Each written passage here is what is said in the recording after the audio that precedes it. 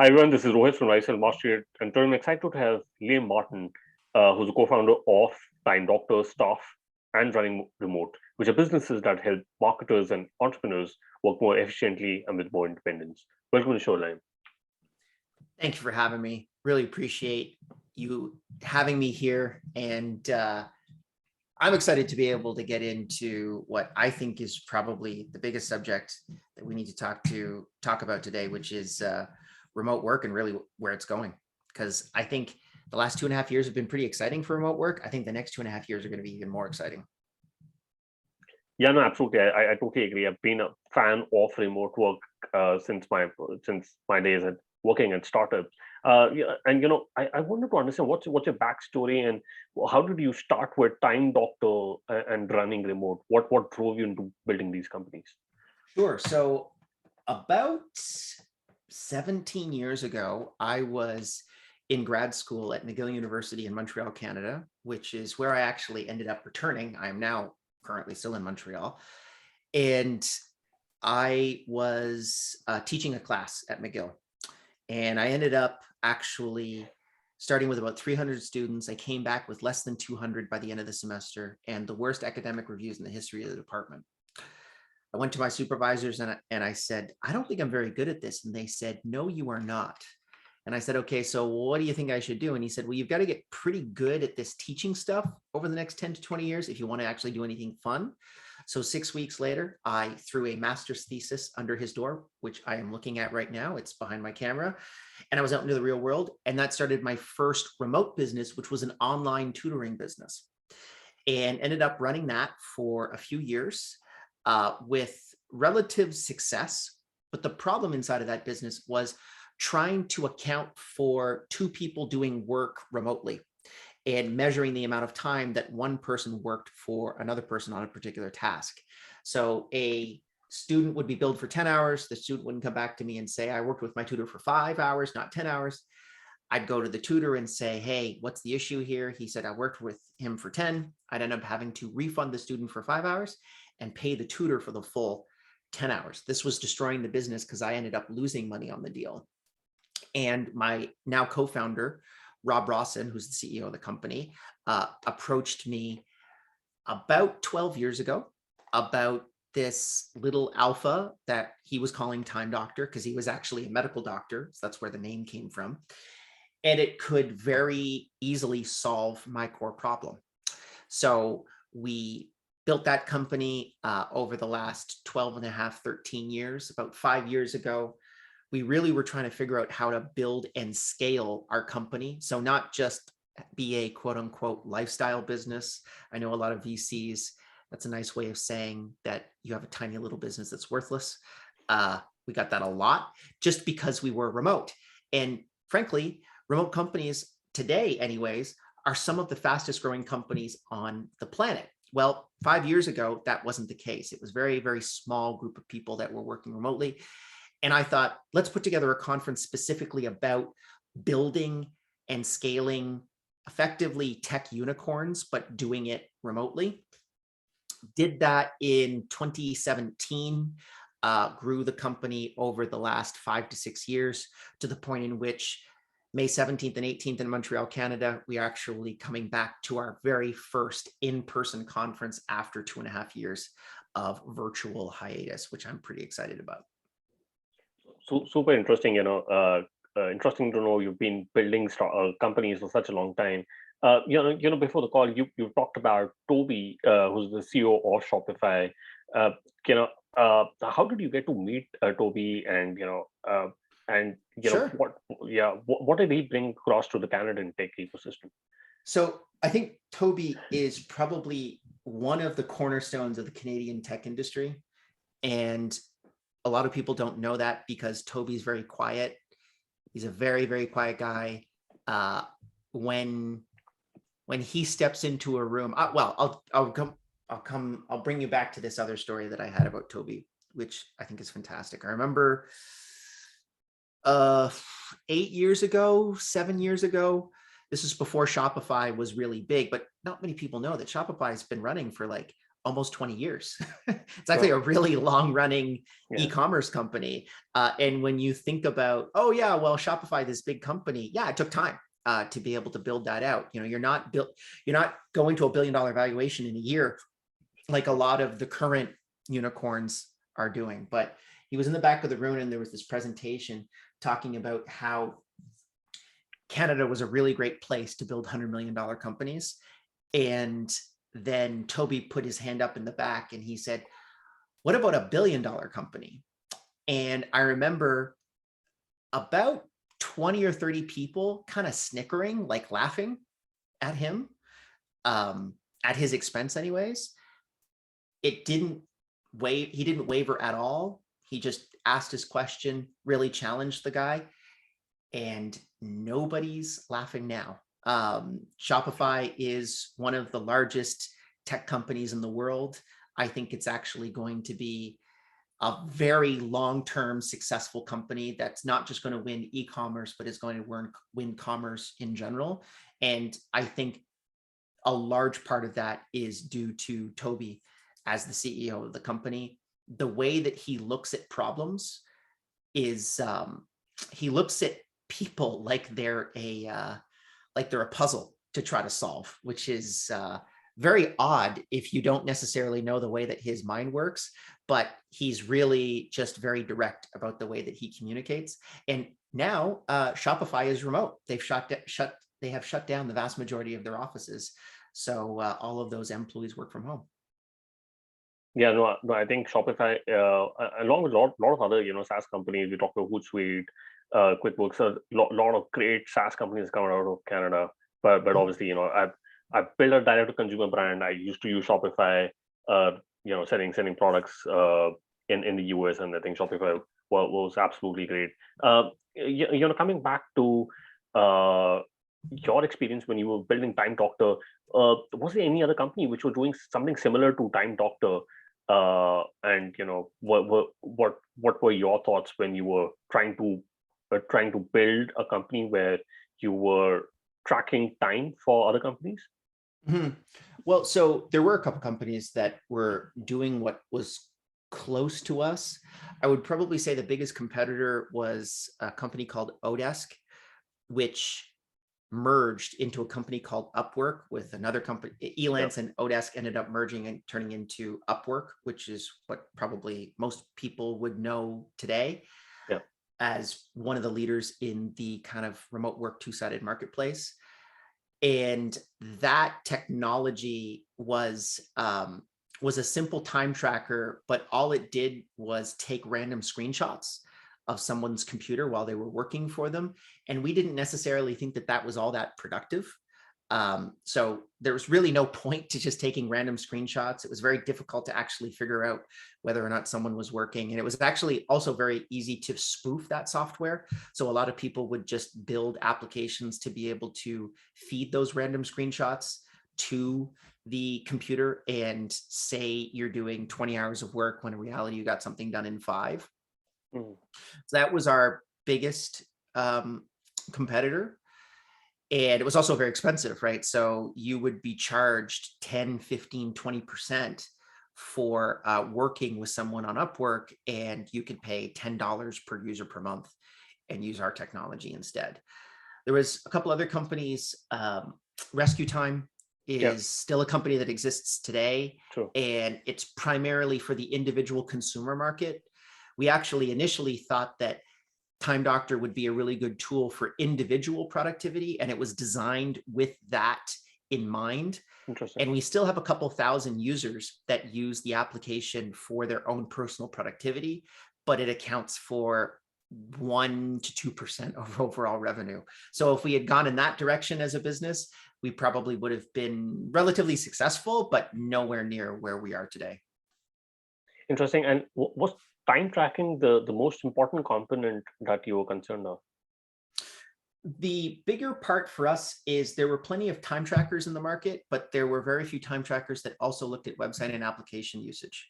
And so that was our big evolution in the market. And now what we do is a lot of machine learning to be able to analyze specifically how to improve your overall productivity throughout your workday. So if you're a sales rep, as an example, you do an integration with HubSpot, and then we would be able to tell you, well, you actually are closing a lot of deals, and here's why you're doing it in comparison to all the other salespeople that are on the Time Doctor platform. So we use a lot of machine learning in the background to be able to give you those insights to say, you should spend less time on the phone, or you should spend more time updating your CRM, or maybe you actually need to hire a sales engineer to be able to handle all of your CRM work because you're spending too much time in your CRM and you should be closing more deals. Interesting. And you built this company First Remote when wasn't even heard about, but what drove you to keep your company remote, and how things different say 10 years back when it wasn't so widespread to keep a company remote to now, when because of COVID, which was such an inflection point where everybody had to be remote. What are the differences you see in a decade's time? It's been really fun, by the way, watching this entire thing happen, because COVID, which was horrible, there is a bit of a silver lining inside of COVID, which is effectively everyone on planet Earth has at least gotten a taste of remote work, at least if you work from a computer. In February of 2020, 4% of the US workforce was working remotely. And by March, 45% of the US workforce was working remotely. That's the biggest shift since the Industrial Revolution. But the Industrial Revolution took 80 years, and we did that in March. So it was a complete transition, and more stuff happened in the month of March than probably happened in the last decade and a half to remote work. So in terms of the big changes that have really happened, I think the biggest one that I can take, that I can look at right now, and it's really the basis of the book that I wrote for the last year and a half, is when I studied all of the pre-pandemic remote first companies, they all managed people in a very different way from the vast majority of people that are currently managing remote first companies, or what I lovingly call these people pandemic panickers, the people that just had to switch to remote very quickly in a panic. And the difference is asynchronous management. So most remote first companies do not actually actively communicate with their team members anywhere near as much as team members that work inside of an office, a hybrid relationship, or even the vast majority of newly remote companies, because they believe that synchronous communication and collaboration increases their overall productivity. But remote companies have realized it is the reverse that is true. Interesting. And you were also running the running remote event, right? And were you doing it virtually, or was it like a physical event where you go to Bali, or do such sorts? Yeah, it was a physical event, and our first two events were actually in Bali, Indonesia, and we loved having that community there. We ran the largest conference on remote work in 2019. We had about 750 people in Bali, and that was the biggest conference on remote work. And and that community as well was so passionate about remote work and so tied in to what remote work was and how to get a lot more freedom out of working remotely. And now we're in this quasi emergency remote work period. I think we're actually moving to working from home. Then we went to, working from the office to working from home. It's not really remote work. So both working from the office and from home are both places, and remote work is where you get to take your work with you. You can work from the office, you can work from home, you can work from a co-working space, a coffee shop, you can work from a beach somewhere, you can be a digital nomad if you really want to. It just allows you the freedom and autonomy to be able to do whatever you want and focus on deep work, as opposed to necessarily being on Zoom calls 8 hours a day. And I think there's actually a lot of damage that's currently happening inside of the remote work community, where they're not recognizing that, hey, this is what you've currently been doing over the last 2 years. It's work from home. It's not actually remote work. Interesting. So you know, a couple of interesting things you talked about. Uh, uh, but do you think becoming a digital nomad or working from anywhere? I think the biggest hurdle could be the internet. You know, because the Mhm. internet connection in say Southeast Asia and some of the countries is not that great, and that is what restricts people from moving. Other could be like the visa. Maybe it's there for some of the Western world countries, but not for everyone. But what were your learnings over the last few years, where you would have worked across geographies, across countries?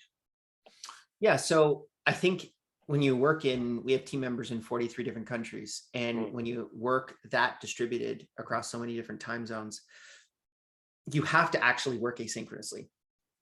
So you can't actively get everyone on a Zoom call at the same time. It doesn't work. yeah, right. So it was a forcing function for the remote first community pre-pandemic that wanted to have distributed workforces to say, well, how do we actually manage teams this way, right? The restriction was, I want to be able to build a company, but I can't talk to anyone in that company. How do I do it?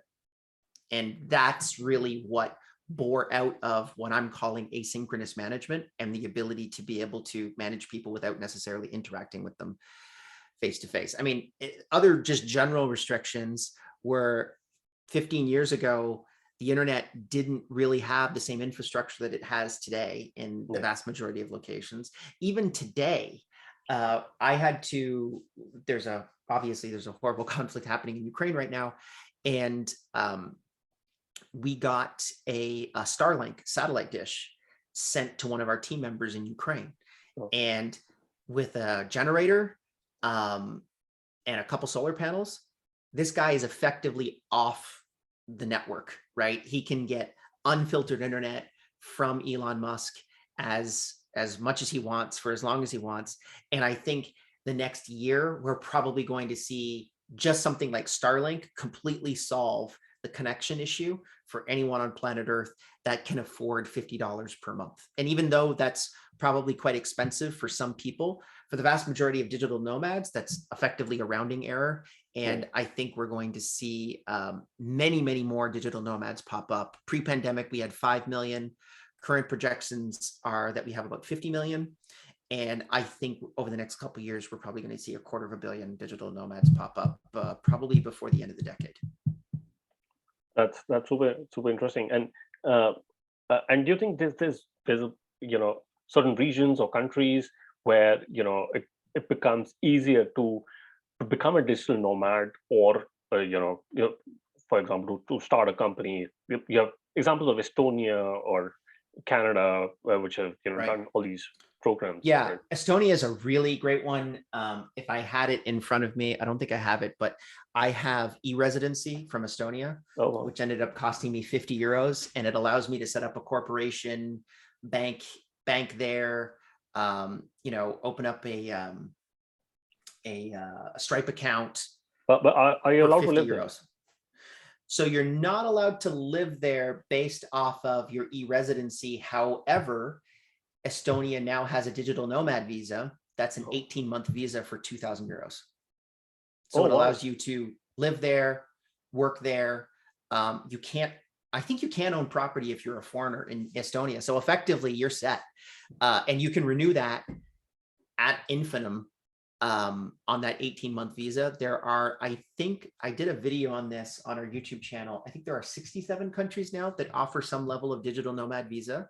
So the world is kind of perking up to this concept, which is, wow, this is like a tourist on steroids. This is Yeah. someone that comes into the country, doesn't consume any government services, stays there for months, gets a co-working space subscription, gets an Airbnb, stays at Airbnb, stays at hotels, consumes a whole bunch of food, doesn't actually consume any government services, no education, nothing like that.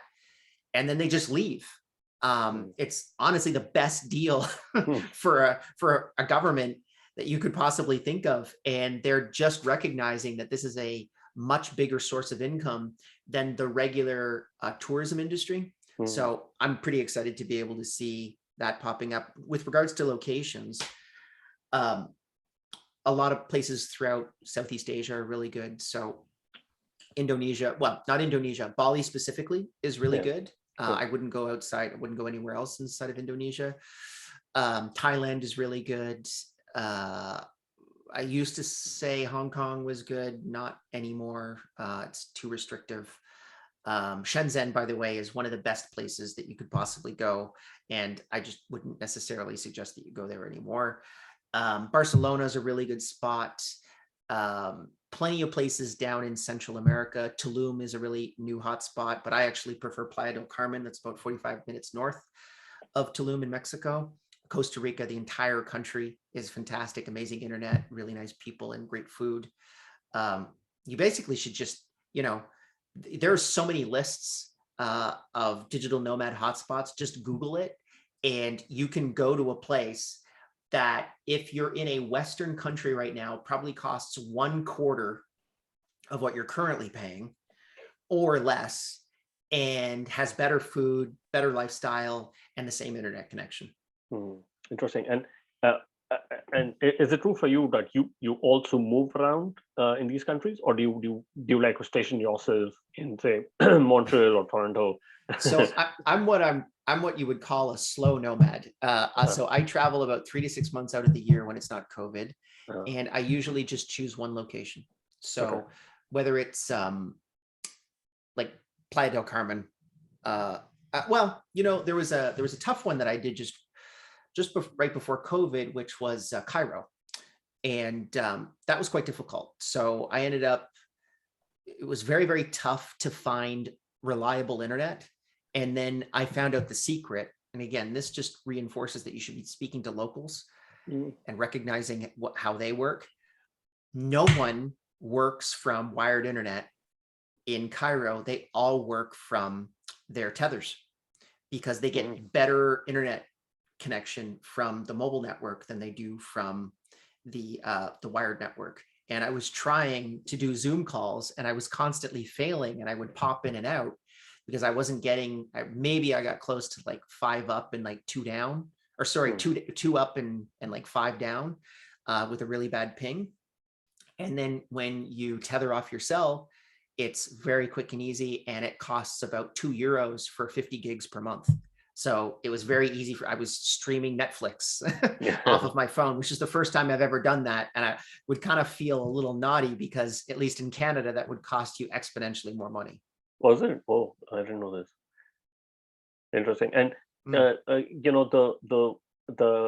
running remote event, you used to you're transparent enough to put your expenses and revenues over there.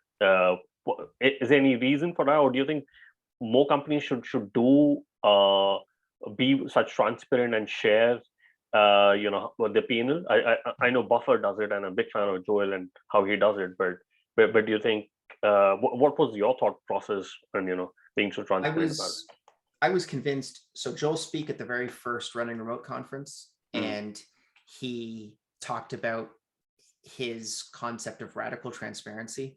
So we have a culture of internal radical transparency inside of the organization, which is, theoretically, everyone should have the same informational advantage as the CEO of the company when they join the company. So they get access to, we use ChartMogul for our SaaS metrics as an example. Everyone gets access to that. People get access to the quarterly P&Ls. How are the numbers going? How are we growing? What are our customers? No door should be closed. The only one that we do keep closed, which Buffer opens, is salaries of employees. That's the only thing that we keep internal. And everything else, we try to make sure that you have that same informational advantage to the CEO. It provides an environment where, number one, the employee feels significantly more trusted, saying, oh, well, I know everything that the CEO knows, so that puts me in a real situation of trust. But also, when difficult decisions need to be made, like we need to cut this department back by 25%, everyone knows that was the right decision, or at least they agree with you because they have the same information in front of you. And then if people disagree, we pay attention and we say, well, maybe we made the wrong decision here because everyone has the same information as us. And they quite possibly are right here. Maybe we shouldn't reduce this department by 25%. Interesting. And does this work for all the 3 companies that you're part of? Yes, exactly. And so with running remote, I was inspired with Time Doctor. We'd already built a company where, and we talked about this beforehand, when you lead the market in a particular category, it's not super useful to be disclosing all of your numbers. We have an 8-figure run rate as a SaaS business. We're doing quite well. Obviously, COVID allowed us to be able to accelerate our growth quite quickly, particularly for an 8-figure company. That was welcome, because once you get up to that level, it's a lot more difficult to be able to get growth. But then for running remote, since it was the very first year, I thought to myself, you know what? I'm just going to publish everything. So we just published the P&L, and it's actually been super helpful for a lot of conferences, because they've come to us. And I mean, there are people that download our P&Ls that have nothing to do about remote work whatsoever, but they just run online events or they run physical conferences, and they want to figure out what the actual costs and line items are. Interesting. And I wanted to understand, you talked about running remote, a book which is going to come out in August. What was the entire process of writing the book? Because you've been you're running 3 different companies. You also do your podcast interviews. You do your YouTube. You also have your own family. But how do you get the time to write a book, and why do you want to write a book? And what was the entire concept around it? Yeah, you smoke a lot of weed, and make sure that I'm kidding. You don't do that. You actually, that's probably going to be incredibly unproductive for your time. So at least for me, I think that becoming really focused on where you're putting your time is the way that I manage everything. So I've got, I break down my day with my calendar. That's by far the most successful way, in my opinion, in my experience, to be able to manage my time. So I work my calendar like I work a to-do list. And it allows me to be able to timestamp things. So as an example, just today, and again, this is me just being open and honest with people, our operations person had to quit for running remote, and running remote is in 7 weeks. So not the best position. And it wasn't necessarily, it was just a really bad situation for her. She ended up having a family member that became quite ill, so has to take care of that family member. But that meant that I now have to do 40 onboarding calls with speakers over the next couple of weeks. And that's just the reality of things that are, going. I'm going to have to basically throw out the vast majority of the things that I wanted to do over the next 2 weeks and do that task. But that also reinforces what other things do, which is great, is studying for the running remote book that were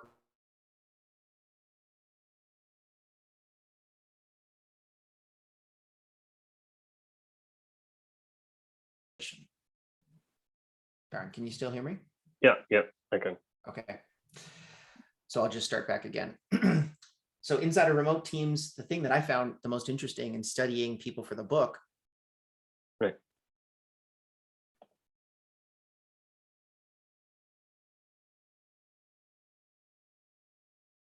every time, every position, every new employee inside of the company, we get them to write this document, which is how to do my job. And it's about a 5-page document breaking down everything that you need to do in order to do my job. So I currently don't have the position of CMO of the company. I currently operate the position of CMO of the company. And if I want to at any point go and write a book for the past year and a half, I can go and do that and delegate those responsibilities very quickly and easily to the people that are, that I can delegate those responsibilities to. So that's what I'm talking about when I'm saying there is a lot of work to be done, obviously, inside of these businesses, but if you can't delegate those types of responsibilities and move them around, then you're generally going to be left with your pants down. And it's funny because the operations person leaving is a perfect example of me not paying attention to my own rule, which is I have been caught with my pants down. I now have to do 40 onboarding interviews in the next 2 weeks, which is going to be pretty stressful, but we'll see how I deal with it. Correct. And is the book about the best way to operate for an employee or for an employee? Yeah. So I mean, the book I was so frustrated with people that were saying, should we use Slack or should we use Microsoft Teams? Should we use Zoom or should we use Google Meet? If you're asking those questions, you don't actually know what answers you should be looking for, which is even scarier. So inside of, marketing, there are 3 different types of people. There are people that know they have a problem and they know that you're the solution to that problem. There are people that know they have a problem, but don't know that you're the solution to that problem. And then there's the third category, which is the largest. They have a problem, but they don't know what that problem is yet. And so I think the vast majority of remote teams are in that third category. They're like, oh, should we be using Slack or Microsoft Teams? We should be on Zoom like 8 hours a day, right? That's the right decision, isn't it? Because that's what we were doing in the office. No, that's not what you should be doing. There was a massive playbook that was built before the pandemic from these remote pioneers that have been doing it for a decade. And I call it asynchronous management. The book's called Running Remote, and we specifically focus on how to manage a business without necessarily interacting with anyone synchronously inside of that business. Got it. And according to your, how many hours do people actually work productively? They say that they're going to work 8 hours or 10 or 15 hours a day. It's about 4.5 hours. So people work about 4.5 hours a day. You don't need to any more time outside of that. And what I mean by work is deep work. So I've done about 8 hours of podcasts today with various people. It's work, but it's more kind of me going through the motions of things that I've already said 373 times, as opposed to saying, okay, first party attribution is not really working inside of our business anymore. How do we actually figure out other ways to be able to document what our paid ad ROAS is? That's what I'm talking about when I'm thinking about work, the real kind of mental energy that you've got to put into a problem. That's the stuff that is about 4.5 hours a day. All the other stuff that you do around work is effectively just BS. It's like, oh, we're going to have a meeting. That's not really work. That's you sitting in a meeting and probably thinking about the actual meeting 10% of the time. That's you, having lunch with coworkers and being like, oh, maybe we should do this for our business and that kind of thing, which is, useful. But I would much rather have people optimize towards deep work. Another kind of theoretical philosophy, a philosophical touchstone of the remote work community is a book by Cal Newport called Deep Work, which is the concept that every single person should have everything at their disposal to be able to solve difficult problems. And inside of remote companies, if you have more people, or any company actually, if you have more people that can solve those difficult problems inside of an organization, then you'll end up having a faster moving organization. That's really what a corporation is at the end of the day. Can you solve difficult problems? Can you innovate faster than any of your competitors? You win. Doesn't matter if you pour concrete or if you're building an AI. If you can solve those problems faster than your competitors, you win. Remote teams have more people in deep work, undoubtedly, because they recognize that synchronous work generally is a pretty big waste of everyone's time. Interesting. And which country works the hardest? That actually would be, I looked it up before, and it changes, year on year. But the last time that I really looked at the data, which I think was 2019, the laziest country was Saudi Arabia. They Was worked it? about 16 hours per day, but it would make sense when you think about the type of environment in Saudi, because there's lots of people that have lots of money but don't necessarily have to work Okay. for that money. And I think the hardest working country was either China or the Philippines, if I remember correctly. China, it would make sense because they only have Sundays off. So Well, it's a 6-day work week yeah. in China. So they have just more work weeks per hour to be able to deploy. But the other thing that's quite interesting is when you look at their overall output, the correlation makes no sense. Japan, as an example, has one of the longest work weeks in the world, and their GDP per capita per hour of worked time is about half of what it is in the United States. And the United States, I think, works about half the time as Japan. So an average Japanese worker works twice as long as an American worker, but the GDP per hour in the United States is twice as long as it is in Japan, or twice as big as it is in Japan. So it's a really interesting problem, which is like the amount of work you put into something does not actually produce the same result. And in reality, actually, the longer you put work into something, the more of a diminished return you get for every extra hour that you work. Interesting. So you want to think about that very closely, which is if you could get 4.5 hours of productive time out of people, I actually would suggest to people, have them work from like 12 to 5. Yeah. And you will get, I could guarantee you get the same output.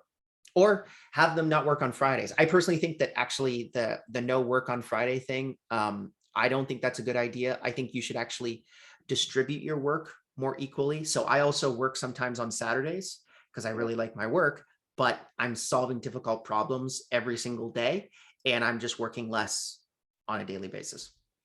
Interesting. It also really reinforces for me, like, work however you want, whenever you want. Just get the work done. Like that's what we're all supposed to do, right? Solve difficult problems faster than your competitors. Yeah, no, absolutely. And I think the 9 to 5 culture, if I'm not wrong, was built by Henry Ford. I don't know if nobody would have thought remote work is going to be so evident across the world. But do you think it was not necessarily due to Henry Ford? It was it? actually due to the Industrial Revolution, and here's why.